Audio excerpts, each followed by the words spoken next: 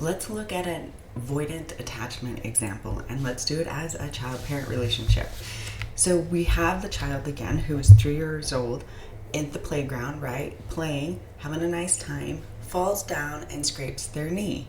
This time, however, the child does not go running to the parent to have the parent comfort them, because this has obviously happened before and the child has learned behavior, right? So what the child does is they look toward their parent, but they're very hesitant to run to them. And why is this? Well, because the parent barely reacts, right? So we're hardly even reacting, maybe not making great eye contact as well, obviously not getting down to their level and giving them some warmth and validation, and instead we're just saying, you're fine, just shake it off. Now, how many of us Gen Xers out there have had this said to us multiple times, right? And it isn't what we were looking for, and hopefully it isn't what we have given to our children the majority of the time either. But if it is, or if we have gotten this in our own family, what does this do for us? Well, as children, it's gonna suppress their emotions. You're gonna teach them that why are we even expressing them in the first place? There's no reason to.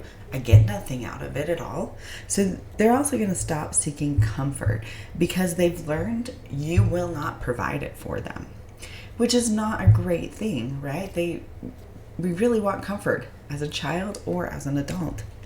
And over time, you may become overly independent and struggle to express your emotions.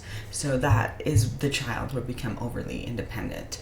My question is, how many of you grew up in an avoidant attachment example?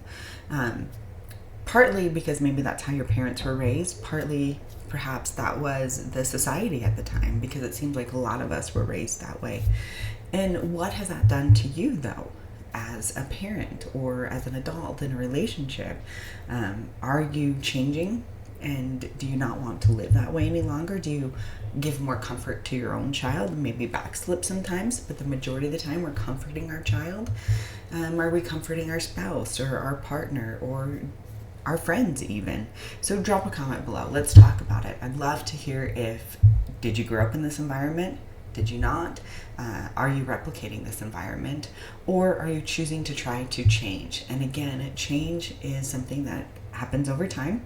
We spend 2 decades living in our home life for the majority of the part, and we mirror that for however long until we understand that this isn't the way I want to live any longer.